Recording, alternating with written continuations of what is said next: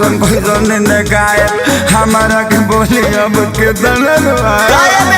Depression में आ गया गाय भगवान कैसन कैसन दिन देखाए हमारा के बोली अब के तना दबाए पवन माचा मिले रौरा हमारा बाराबादी में हमारा बाराबादी में।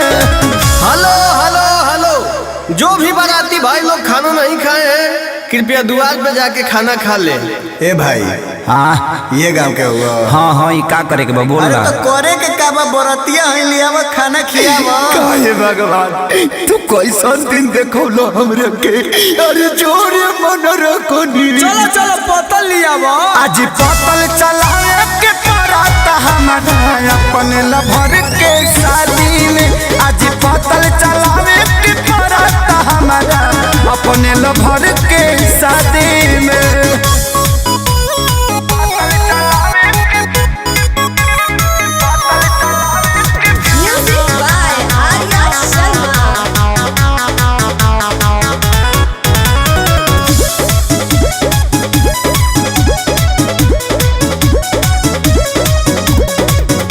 बने वाला रहनी हाँ जवाना कसैया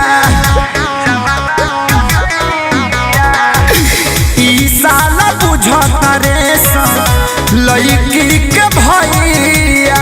टेंशन मत लीजिए, गलत फैमिली हो गया होगा। बने वाला रहनी हम जवाना के सैया ई साला बुझले लड़की के भैया लागी कोई हमारा लभ के आजादी में प्यार के आजादी में। का भाई हमरा पतल में के पूरी खत्म हो गइल बा तारा लौकत नहीं खे।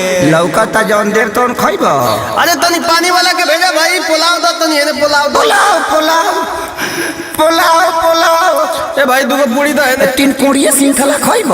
ई कौन आइटम है यार? आज पतल चलावे के पराता हमारा अपने लभर के शादी में आज पतल चलावे के पराता हमारा अपने लभर के शादी में।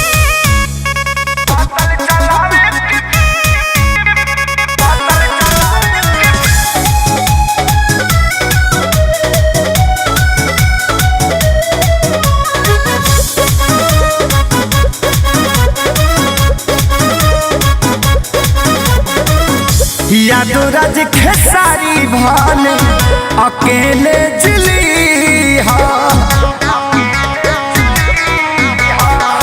बगल वाला गाँव के लड़की सन के दिल नदी ओए भैया एकरा अलावा कोनो ऑप्शन नहीं खे। यादो राज खेसारी अकेले जिली बगल गाँव के लड़की सन का दिल जाने दिया फंस गई हम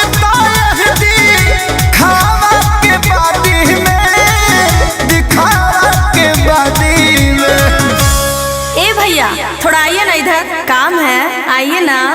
ए भाई तारा के बोला कि जाना नहीं भैया मैं आपको ही बुला रही हूँ। हमरा के? हाँ का भगवान अब कतना बुरा दिन ले जाइबा हमार बता दी। आज पतल चलावे के पराता हमारा अपने लबर के साथ में।